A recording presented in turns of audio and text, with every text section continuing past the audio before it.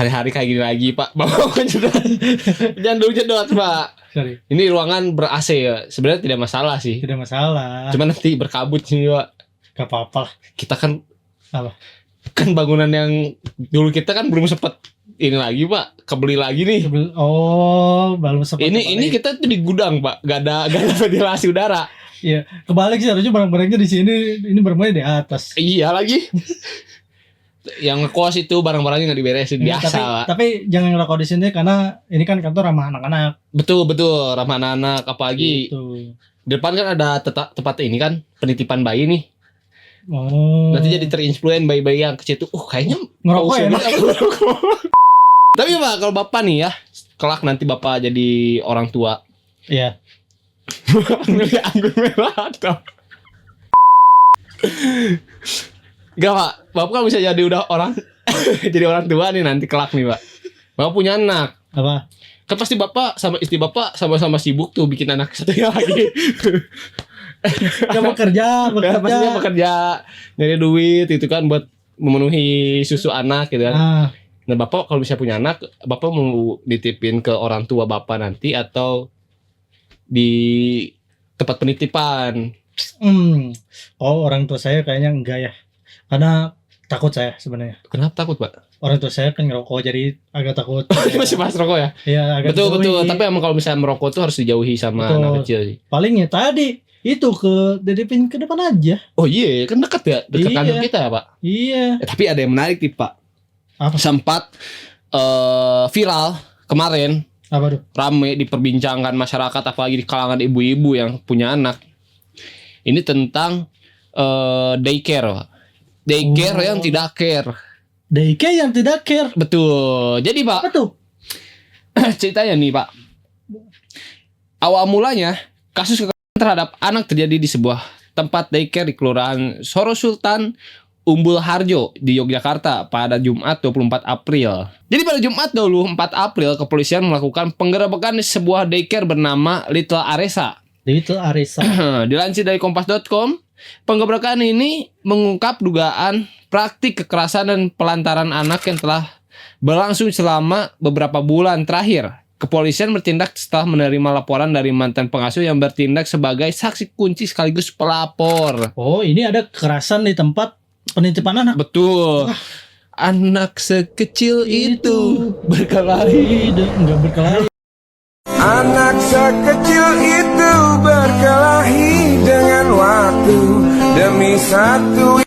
Wah, tapi maksudnya ini kan yang harusnya tempat aman bagi anak. Betul, ya? yang mana harusnya kekerasan. apa ya, ibu-ibu tuh mempercayakan kepada pihak daycare supaya anaknya diurus dengan bagus. Ini malah di kerasi. Mereka kan tidak mungkin berpikiran untuk saya harus memberikan biar mereka tahu betapa kerasnya hidup orang dewasa. Kayak gitu juga Pak. Gitu masih kecil soalnya. Daycare tuh kayaknya dari bayi sampai ini deh yang belum besar. Itu masih balita itu ya, masih baru merangkak lah. Iya benar. Dari bayi sampai bisa merangkak gitu kan. Nih ketika dilakukan penggerebekan, alangkah terkejutnya pihak kepolisian ketika melihat anak-anak yang tidak diperlakukan secara manusiawi. Dalam video yang tersebar, terlihat saat penggerebekan anak-anak yang dititipkan berada di sebuah ruangan dengan keadaan tidak memakai pakaian dan tangan serta kaki diikat. Diikat Pak. Mau bayangin nih, bayi nih Pak. Iya. Mereka ikat Pak kayak hewan. Itu penitipan anak bukan penitipan kucing Pak. Benar ya. Udah kayak binatang ya jatuhnya ya. Tapi saya tidak bisa membayangkan. Tapi ini ada videonya ya. Betul, ada videonya dan emang viral juga di internet ya. Ya kalau nggak salah waktu di videonya itu emang video penggerebekannya juga kan. Iya. Nih Pak, pasca penggerebekan.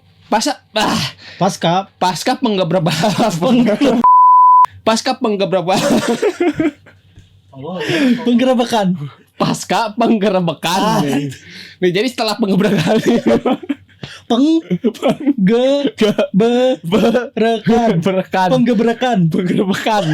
Bener kan? Kalau saya yang salah.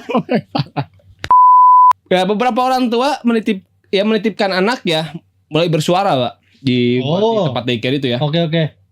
Sebagian orang tua menjelaskan mereka sempat menemukan lebam dan luka pada anak mereka. Yang lain juga menyebutkan bahwa anaknya mengalami penurunan berat badan dan demam secara tiba-tiba tanpa tanpa pemberitahuan dari pihak daycare. Jadi tiba-tiba mendadak kena demam ketika dilakukan setelah Ya, pas diambil ya. tuh. Tapi di sini berarti si orang tua tuh asalnya nggak tahu tuh. Nggak tahu. Mungkin tiba-tiba pas dia pulang ke rumah atau menjemput Iya. anaknya, kok ada lebam-lebam.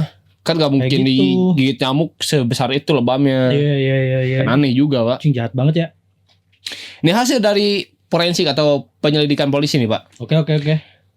Dalam website Polri DIY Dari sini. Daerah Istimewa Yogyakarta, 11 pelaku pengasuh yang diinterogasi mengaku melakukan tindakan kekerasan terhadap anak-anak karena diperintahkan langsung oleh ketua yayasannya. Kasatreskrim Polresta maaf Kak kalau saya ada L dan R itu belepotan emang kalau ngomong. Jadi dari Polresta Yogyakarta, Rizky Adrian menyampaikan praktik tersebut sudah dilakukan sejak lama dan diajarkan oleh senior yang telah bekerja lebih dahulu. Diajarkan oleh seniornya, Pak. Iya kan soalnya tadi si si ketuanya itu nyuruh langsung. Dan itu berarti korbannya lebih dari yang ini ya, yang udah. Berarti emang praktik dari itu sudah dulu. dilakukan dari dulu. Iya. Emang baru ketahuannya sekarang aja. Iya, mungkin gara-gara itu ya si pelapor ya. Betul. Pelapor melaporkan tuh kok aneh daycare di sini. Betul. Pelakuannya secara tidak manusiawi kayak gitu. Emang aneh sih. Saya tobat dulu. Ini udah ngaco ini, Pak. Nah, Ini tindakan kekerasan dilakukan sejak anak-anak datang pada pagi hari. Anak-anak diduga dilepas pakaiannya, kemudian diikat dalam waktu tertentu dan hanya dilepas saat makan atau mandi. Benar-benar kayak hewan ini, Pak. Ini benar-benar kayak hewan ini, Pak.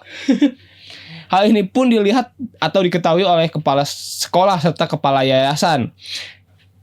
Kapolresta Yogyakarta Eva Guna Pandia menyampaikan bahwa total 13 tersangka telah ditetapkan, terdiri dari 11 pengasuh, 1 ketua yayasan dan 1 kepala sekolahnya. Anjir. Jadi berarti dia tuh oke selama belum saatnya makan atau mandi, kamu diam. Betul. Anjing gitu langsung diikat ya. Motif sementara diduga karena faktor ekonomi, di mana pengelola ingin menampung banyak anak tanpa memperhatikan rasio pengasuh yang ideal. Dalam praktik ya, satu pengasuh menangani 7-8 anak. Jauh di atas standar yang seharusnya. Para tersangka dijerat hukuman hingga 8 tahun penjara. Penyidikan masih terus berlangsung dan tidak menutup kemungkinan adanya pengembangan tersangka baru. Tapi harus ditindak sih ini. Tuh, ini harus karena korbannya anak-anak gitu. Betul, udah nggak ngerti lagi sih. Ini Pak, kalau misalnya Bapak melihat setan, wah ini lebih setan daripada saya ini Pak. Setan pun mikir. Ya geleng-geleng. Kok bisa orang ini? Kayaknya saya tidak seperti gini. Kayaknya saya tidak akan melakukan hal itu. Betul. Anjir. Ini sih ngaco banget jadi Pak. Tapi ngaco sih, maksudnya kasihan orang tuanya ya. Maksudnya tanpa dia kan orang tuanya pasti berpikir bahwa dititipkan ke daycare tuh mereka aman-aman saja, diperlakukan dengan baik. Karena itu kan membantu mereka kan. Mereka bekerja di luar, tidak bisa mengasuh, akhirnya dititipkan ke hal yang benar gitu. Iya, betul. Ternyata dilakukan dengan cara tidak baik kayaknya. Benar, Pak. Sebenarnya selain dari daycare juga ya, kalau misalnya ngasuh manggil pengasuh ke rumah juga kayak babysitter dan segala macam, ini banyak kasus juga sebenarnya kalau babysitter juga dari dulu kan. Iya. Entah dia niaya atau anaknya diacukan atau enggak babysitternya maling barang-barang punya orang rumah. Itu kan selalu terjadi tuh. Iya. Dan ini yang parahnya lagi saya lihat di internet itu adalah si para pelakunya. Para pelakunya itu merupakan orang-orang yang terdidik harusnya. Benar gak sih? Oh benar. Perawat kan. Betul, mereka perawat dan gelarnya pun gak tanggung-tanggung lah. Istilahnya kayak gitu. Iya, bahkan kepala yayasannya tuh seorang ahli hukum kalau gak salah. Dia tuh kayak apa sebutannya? Pengacara. Kalau nggak salah itu dia.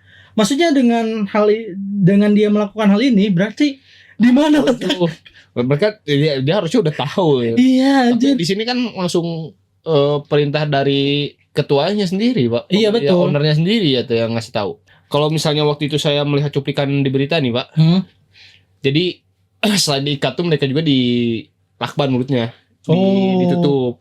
Alasannya apa? Biar nggak berisik. Karena pasti ini pasti nangis lah. Ya. Anaknya. Makanya ini ya gimana ya Pak? Saya ngomongnya saya udah kehabisan kata-kata sih.